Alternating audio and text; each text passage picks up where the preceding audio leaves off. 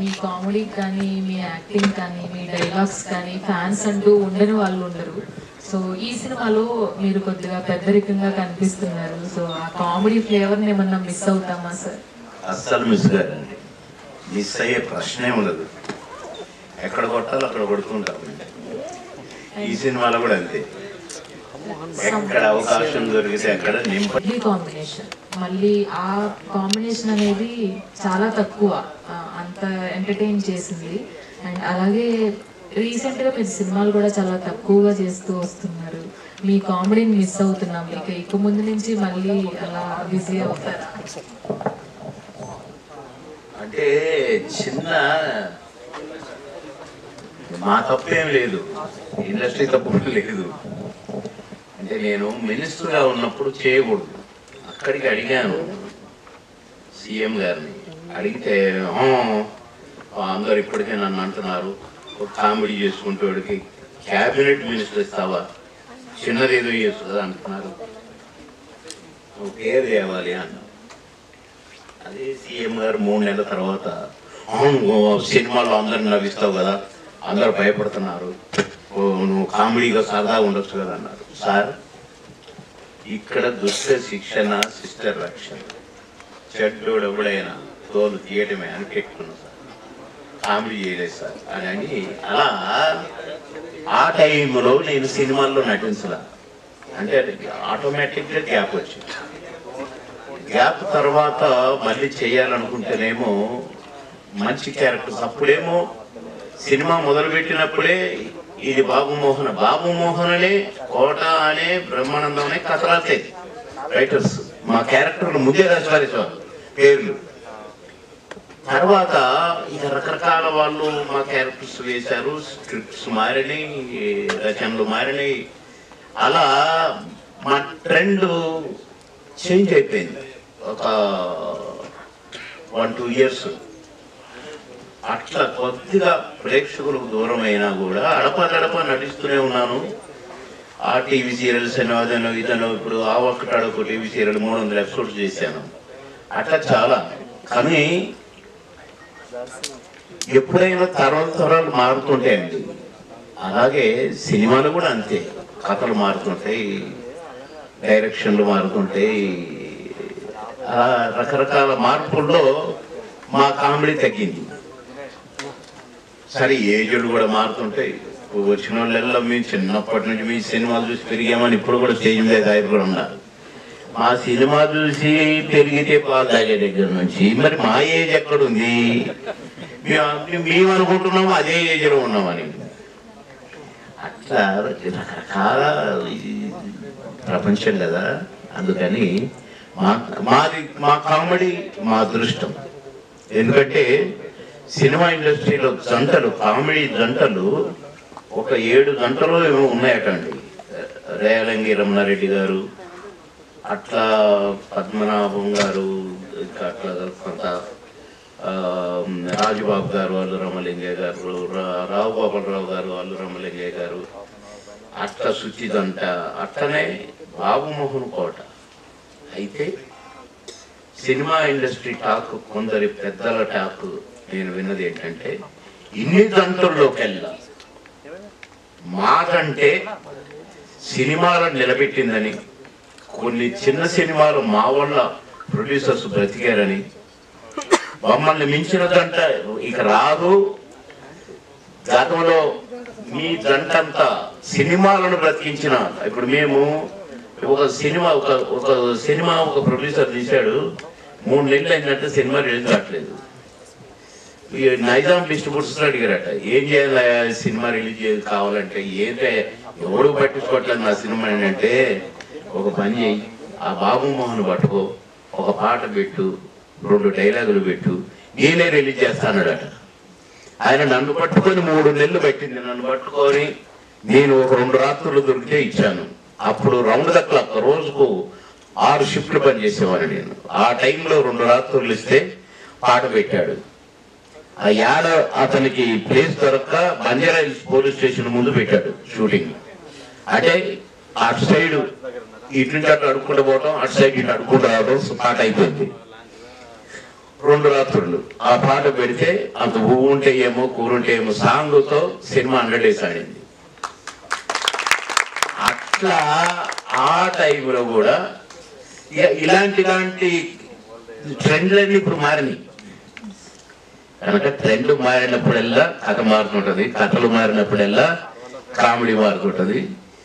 సరే ఏదో మేము పిచ్చి వేషాలు వేసినాం కాబట్టి మా కామెడీ మారింది. ఇప్పుడు మంచి కామెడీ చేస్తున్నాం కాబట్టి మేము నచ్చట్లేదు.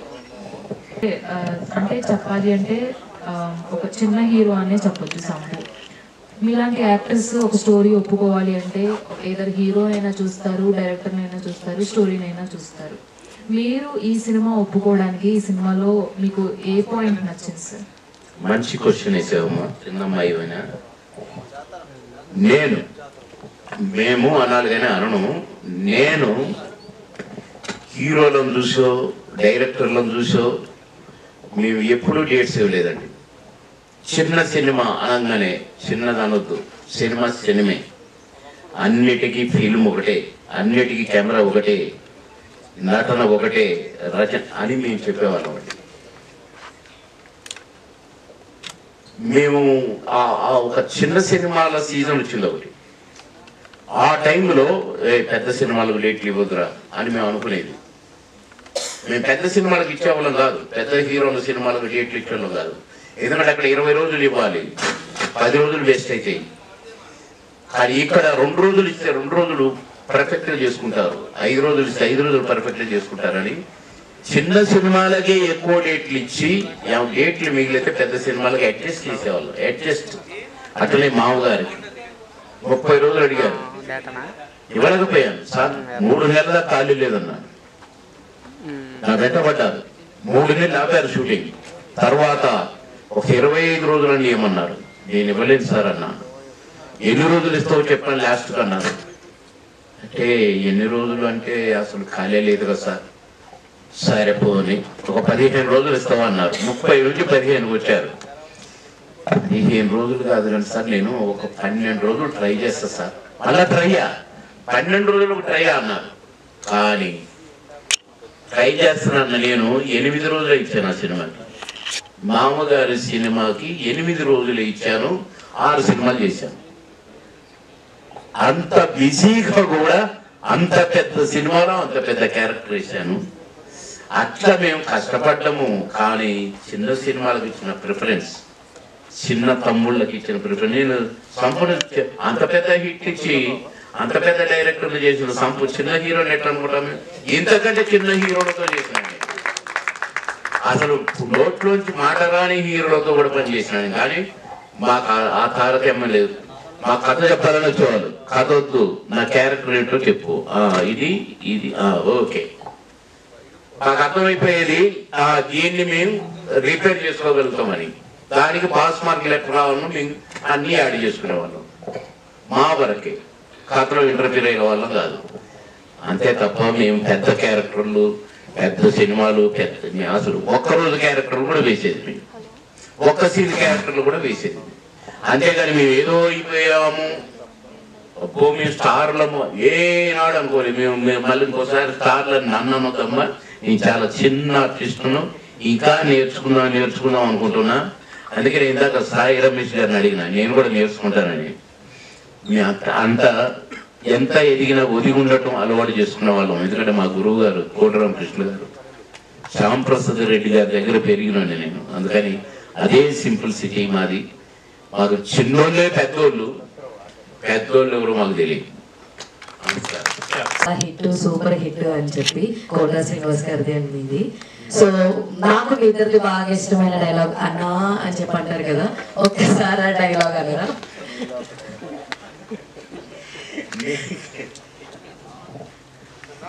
నేను ఆ షర్ట్ మామగారి షర్ట్ వేసుకుంటూ వస్తుంది ఆ స్మృతి.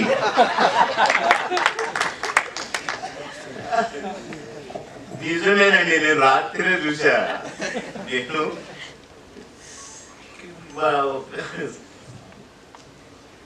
బాబు, మా ఫ్రెండ్ వాళ్ళ బాబు దీని రూమ్ లోకి వెళ్ళాను అనమాట. వెళ్ళేసరికి మామగారు చూసుకున్నారు.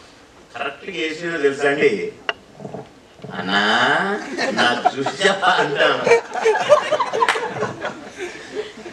ఇక నేను కళ్ళు పట్టుకొని అలాగే నవ్వుతూ నిలబడిపోయాను. అంటే ఒక్కొక్క సీను అసలు మేము ఏం చేసాం మాకు తెలియదండి, నిజంగా చెప్తున్నాను.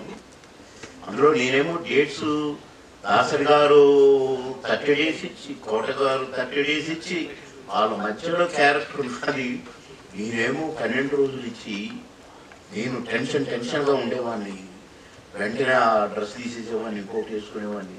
నేను కరెక్ట్గా షార్ట్లోకి రాగానే ఒక కుక్క వచ్చేది కరెక్ట్గా షార్ట్. మీరు చాలా చోట్ల చూడండి, మీరు ఒక కుక్క నా కోసం రెడీగా చూస్తుంటారు. అట్లా అసలు ఏం చేశామో నిజంగా మాకు తెలియదండి.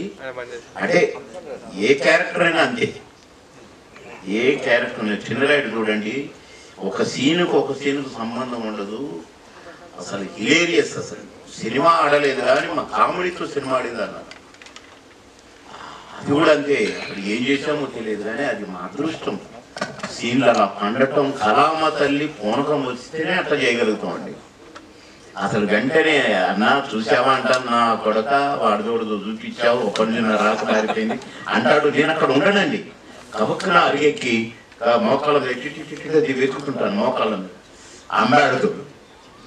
అసలు తర్వాత డబ్బింగ్ చెప్పి అసలు ఎట్టొచ్చింది ఈ థాట్, అంత సొంతమైనట్టు రచయిత రాసింది కాదు అది. అట్లా మేమిద్దరం కూడా మామగారు ఆ పొలాలకు పోతాం కదా, అక్కడ సీను అన్న ఉండన్నా ఈ మర్యాద నేను అడల్పు చేస్తా అని అట్లా అది మా అదృష్టమేనండి నటించడం. కళామ తల్లి నటింపజేసింది, మేమే నటించండి. So thank you so much sir. ఏదేమైనా మా చైల్డ్హుడ్ చాలా మెమరబుల్ గా అనిపించింది. ఎవరైనా చిన్నపిల్లలు పొడుగు షర్ట్ వేసుకుంటే కనుక నాకు మీరే గుర్తొస్తారు. అడగ